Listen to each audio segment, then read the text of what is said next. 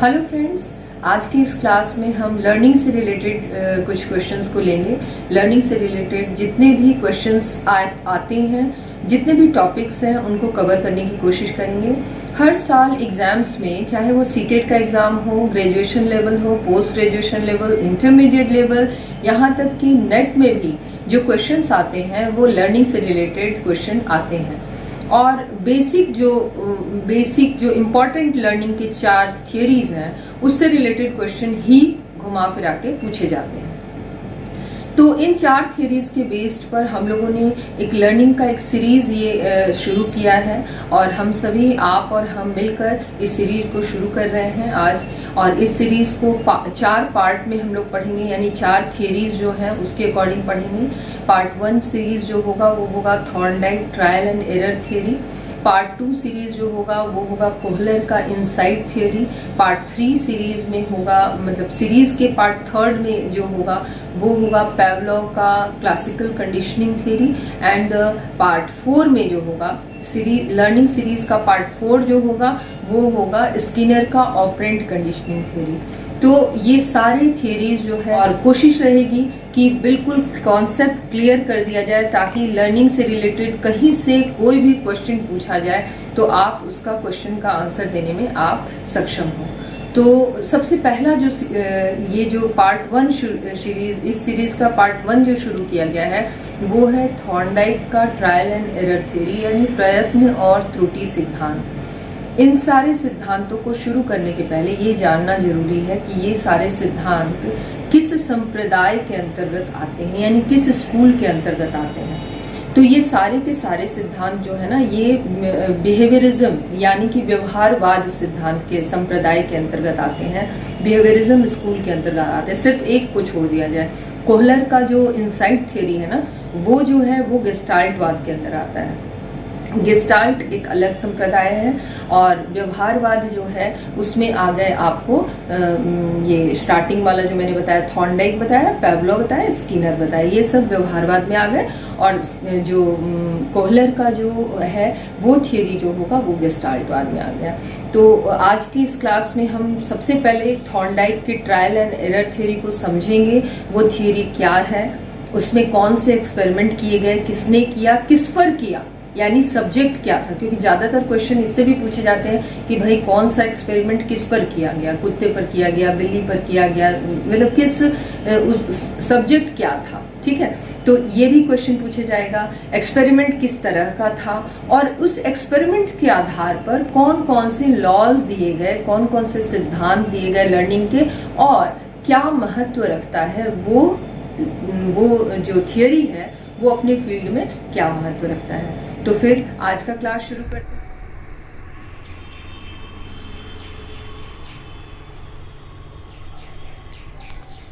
Learning theories को start करने के पहले व्यवहारवाद या बिहेवियरिज्म को समझना बहुत आवश्यक है, क्योंकि ये सभी थ्योरीज किसी न किसी तरह से व्यवहारवाद पर ही, बिहेवियरिज्म या बिहेवियर मॉडिफिकेशन या बिहेवियर एनालिसिस पर ही बेस्ड हैं। ये जितने भी लर्निंग के थ्योरीज हैं ना, वो सभी बिहेवियर मॉडिफिकेशन, बिहेवियर एनालिसिस पर ही आधारित हैं। व्यवहारवाद के प्रतिपादक, जैसा कि हम सभी पिछले क्लासेस में पढ़ चुके हैं कि उसके जो फाउंडर थे, founder of behaviourism, that was Watson, जिनके बारे में हम पिछले क्लासेस में ऑलरेडी ऑब्जेक्टिव ऑब्जर्वेशन जो था ना, बाह्य निरीक्षण विधि, उसमें हम पढ़ चुके हैं।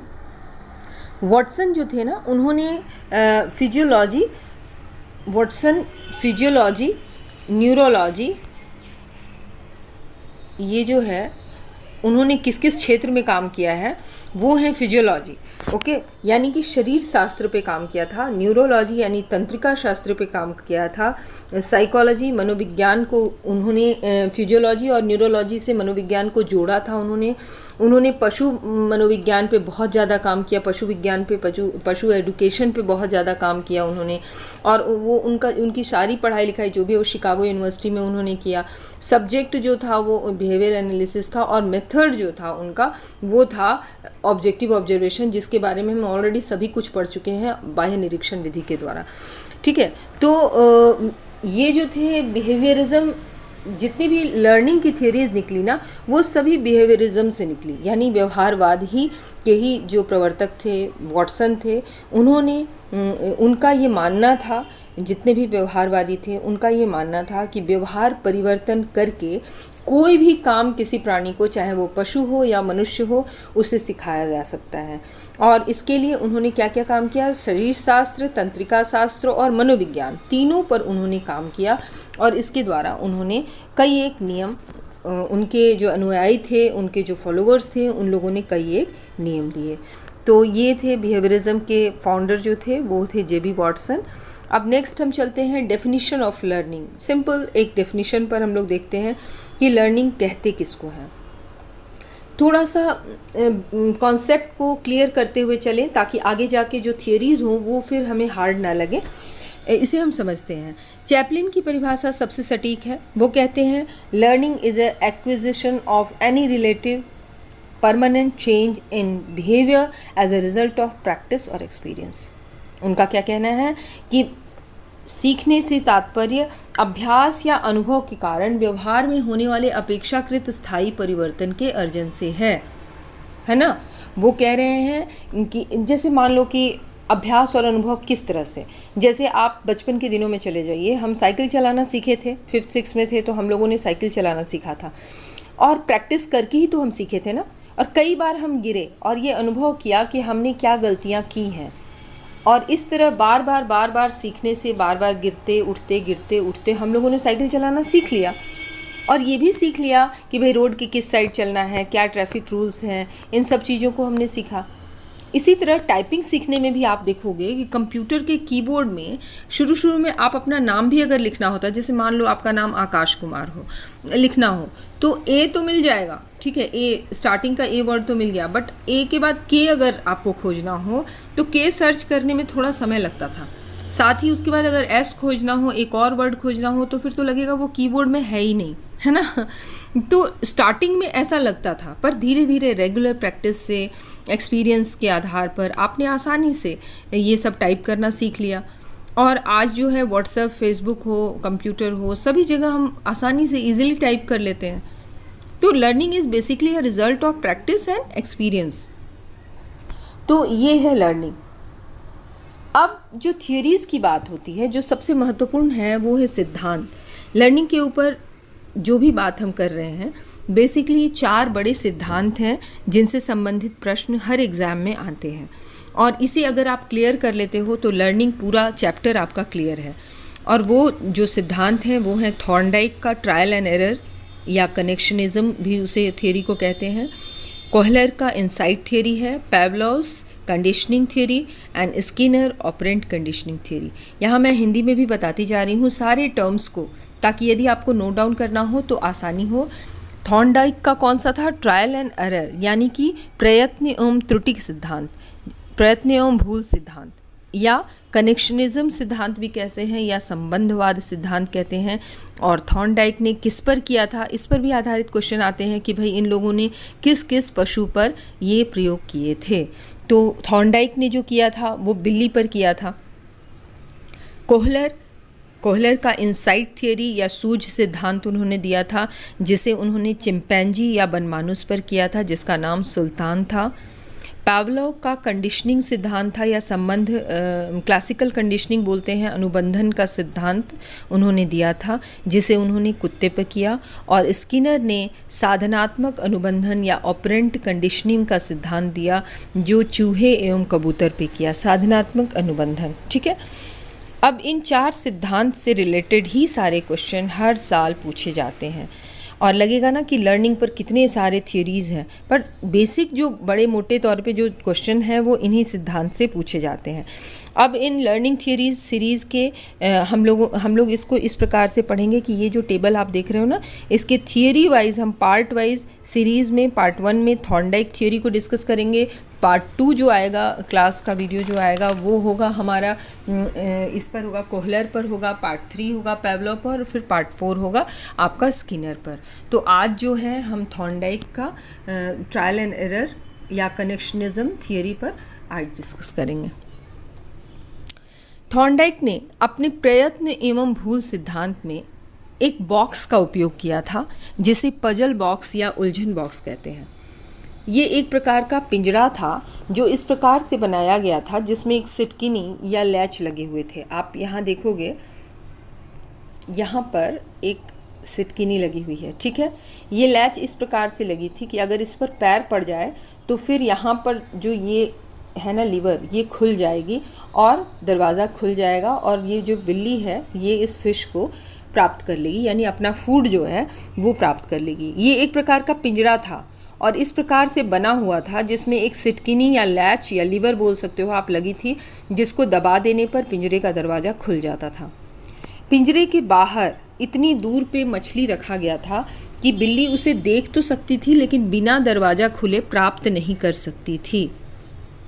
अब एक भूखी बिल्ली को उस पिंजरे के अंदर बंद करना और बिल्ली को बाहर आने के लिए और भोजन पाने के लिए उसे क्या कर रहे हैं उसे हम मतलब परेशान कर रहे हैं। क्यों? क्योंकि सामने हमने भोजन रखा तो वो क्या करेगी, चूँकि वो भूखी है, चूँकि उसको रीइंफोर्स किया जा रहा है और सामने मोटिवेशन भी दिया जा रहा है, एक मछली दिया जा रहा है, तो उसे पाने के लिए वो उछल कूद करने लगेगी।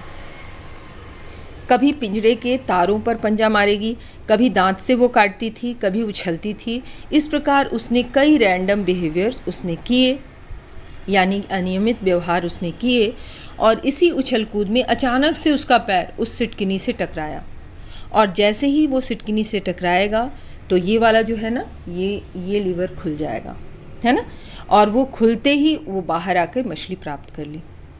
कुछ समय बाद पुनः जब कई बार ये प्रक्रियाएं की गई ना, तो पाया गया कि शुरू में बिल्ली कुछ कम अनियमित व्यवहार की, फिर धीरे धीरे वो जो रैंडम बिहेवियर्स, जो गलत व्यवहार कर रही थी, वो कम करने लगी और भूलें भी धीरे धीरे कम करने लगी और समय भी कम लगने लगा। और इस प्रकार इस प्रयोग में एक समय ऐसा आया कि बिल्ली ने इनको जैसे ही बंद किया गया और तो वो क्या की कि सिटकिनी एक बार में ही दबाई और समस्या का समाधान कर ली और मछली प्राप्त कर ली।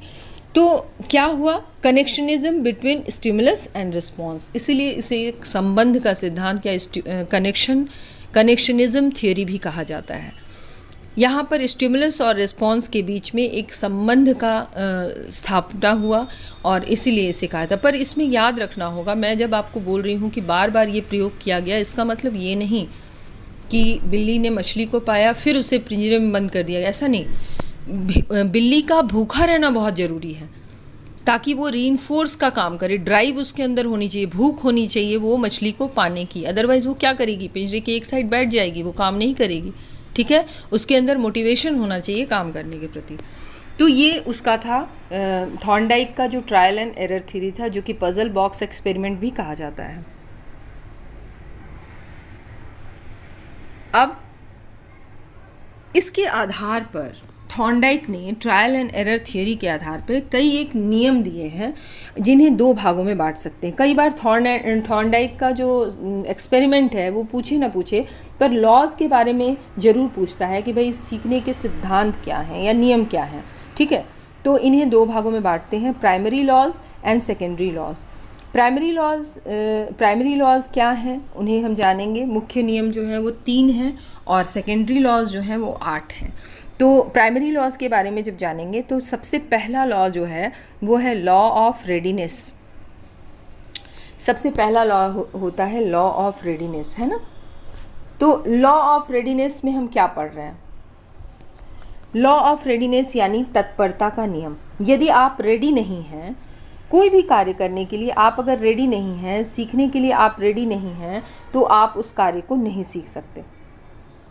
फिजिकली या मेंटली तो आप कुछ लर्न ही नहीं कर सकते अपनी लाइफ में।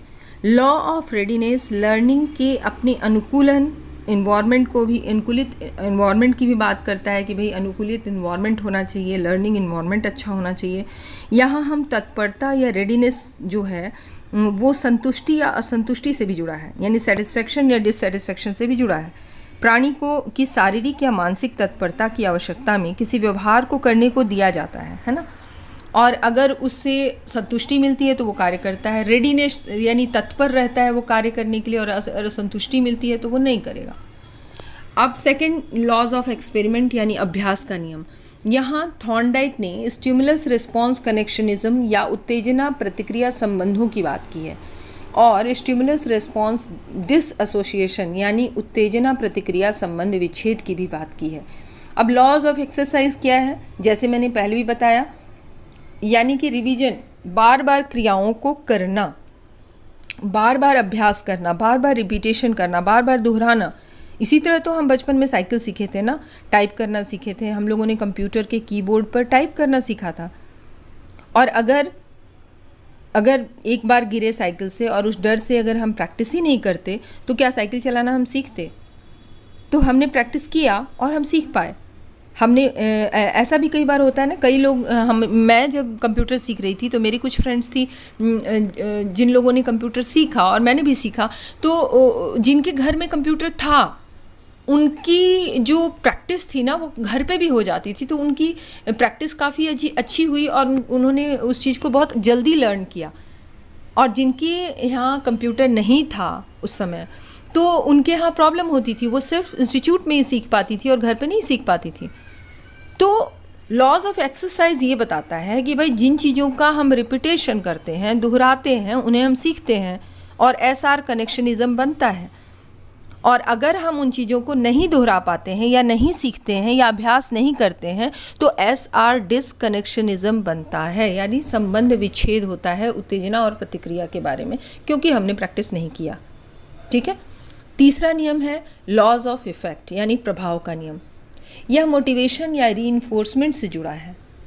जिस चीज़ को करने से, जिस काम को करने से मोटिवेशन से जुड़ा है, यानी कि जिस काम को करने से आपको खुशी मिलती है, आप काम करते हो या पॉजिटिव रीइंफोर्समेंट मिलता है, तो आप सुखद कह सकते हैं कि आपको अनुभूति होती है, तो आप वो काम करना चाहते हो। और जिस काम को करने से आपको दुख होता है या दुखद अनुभूति होती है तो आप काम नहीं करना चाहते हो, या दुखद परिणाम अगर होगा तो वो काम आप नहीं करना चाहते हो।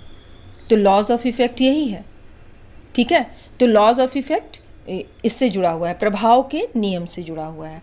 तो ये 3 मुख्य नियम हैं जिससे रिलेटेड क्वेश्चन आते हैं, law of readiness, law of exercise, law of effect. यानी कि कौन कौन से हैं? तत्परता का नियम, अभ्यास का नियम और प्रभाव का नियम।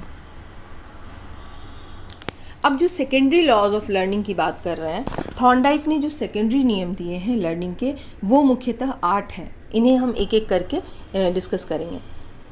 सबसे पहला जो है ना वो है लॉ ऑफ प्राइमेसी।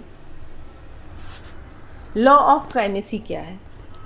यानी प्राइमेसी का मतलब होता है ना कि महत्व देना, बहुत हम महत्व दे रहे हैं, प्रायोरिटी हम उसे दे रहे हैं, बहुत ही महत्व दे रहे हैं, यानी जो चीज़ आपके लिए इम्पोर्टेंस रखेगी उसे आप जल्दी सीखोगे। लॉ ऑफ रिसेंसी, जो रिसेंटली आपने सीखा है उसे आप तुरंत सीख लेंगे। एग्ज़ाम में ज़्यादातर एग्जामिनीज यही करते हैं, क्लासरूम जाने तक वो रिवीजन करते हैं, है ना। इसीलिए यही कारण है कि एग्ज़ाम में सभी विद्यार्थी जो होते हैं वो रिवीजन करते हैं जल्दी।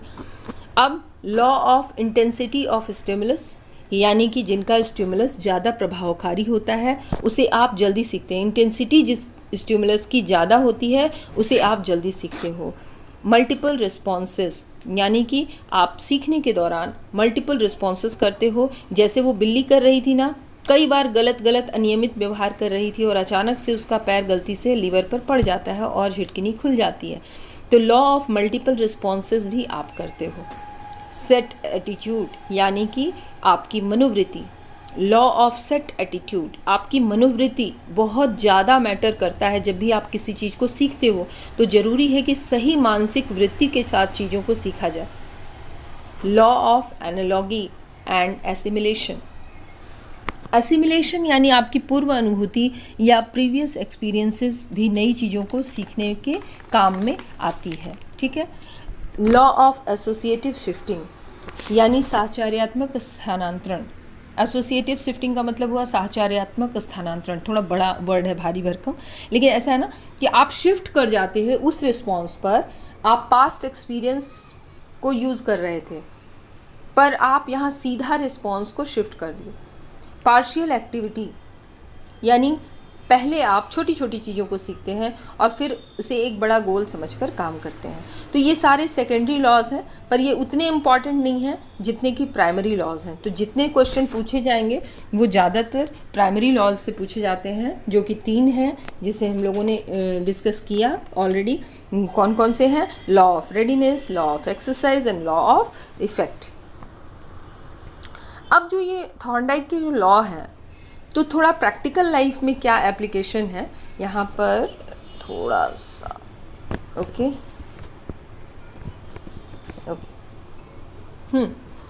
प्रैक्टिकल लाइफ एप्लीकेशन क्या होगा? प्रैक्टिकल लाइफ एप्लीकेशन में हम लोग ये देखते हैं कि भाई इन लॉज, इन जो थियरीज़ हैं, इनकी क्या प्रैक्टिकल एप्लीकेशंस होने चाहिए। देखो, ट्रायल एंड एरर थियरी, इसे हम प्रैक्टिकल लाइफ इम्प्लीकेशन में देखें तो डे टू डे लाइफ में ये सारे लर्निंग के जितने भी नियम हैं ना, ये हम उपयोग करते हैं। किसी बच्चे की अर्ली चाइल्डहुड आप देख लो, जब बच्चा खड़ा होना सीखता है, बोलना सीखता है, तो उस समय भी तो अभ्यास के द्वारा ही वो सीखता है ना। पहले वो बोलना शुरू करता है, आप सिखाते हो उसको, मम्मा बोलो, पापा बोलो, तो वो सीखता है। आप बोलो A for apple, B for boy, तो क्या है ये? ट्रायल एंड एरर के द्वारा ही सीखता है, लॉज ऑफ इफेक्ट के द्वारा ही सीखता है। जिन चीज़ों का उस पर पॉजिटिव असर होता है उसे सीखते हैं। क्लासरूम टीचिंग की बात कर लो तो आप लाइक लॉज ऑफ रेडीनेस अगर है कि एक छात्र क्लास में पूरी तरह से अगर तत्पर है, पूरे मेंटल सेट के साथ कुछ कार्य कर रहा है, तो वो सीख रहा है कोई लेसन प्लान को, कोई लेसन को सीख रहा है ना। और अगर किसी चीज़ को नहीं सीख पाता है तो नहीं होता। कोई टीचर है, पूरी तत्परता के साथ सिखाना चाहे तो किसी चीज़ को सिखा सकता है और प्रैक्टिकल वैल्यूज़ को वो समझा सकता है बच्चों को। तो टीचर और स्टूडेंट दोनों के लिए ट्रायल एंड एरर और लॉज ऑफ लर्निंग के लॉज जो हैं वो काफ़ी असरदार हैं। अब जैसे मान लो कि लॉज ऑफ रेडीनेस की बात, जैसे कि तत्परता की बात की ना, जैसे किसी इंटरव्यू में आप जा रहे हो, तो जब तक पूरे मोटिवेशन, पूरे रीइंफोर्समेंट के साथ आप नहीं जाएंगे, तब तक उस कार्य में आप संभव हो ही नहीं सकते। कई बार जो रीइंफोर्समेंट, जैसे भूख बिल्ली को थी, वो रहनी बहुत ज़रूरी है, तभी आप सीख सकते हो कोई चीज़ को। भूख होने की आवश्यकता है। तो डे टू डे लाइफ में काफ़ी महत्व रखता है थॉर्नडाइक का ट्रायल एंड एरर मेथड। इसका उपयोग करके ही हम typing, dancing, computer typing, swimming, language आप सीखते हो, तरह तरह की लैंग्वेज सीखते हो। तो इन सब चीज़ों में काफ़ी ज़्यादा इसका महत्व है और लर्निंग के फील्ड में थॉर्नडाइक के नियम का काफ़ी ज़्यादा महत्व है। इससे रिलेटेड क्वेश्चन बहुत ज़्यादा पूछे जाते हैं। तो ये था लॉज ऑफ थॉर्नडाइक का, laws of trial and error theory of Thorndike, जिसे कनेक्शनिज्म भी बोलते हैं या संबंधवाद का सिद्धांत भी बोलते हैं। इससे रिलेटेड जो भी क्वेश्चन होगा वो इसी से पूछे जाएंगे कि भाई आप किस पर किया था, तो फिर आप कह सकते हो कि बिल्ली पर किया था। इन्होंने मेज़, एक्चुअली ये बिल्ली और चूहे दोनों पे किया है, मेज़ पर भी किया था, भूल भुलैया पर भी इनका किया हुआ है, पर बेसिकली जो मेन है ना वो है बिल्ली पर किया हुआ। तो इससे रिलेटेड क्वेश्चन आएंगे।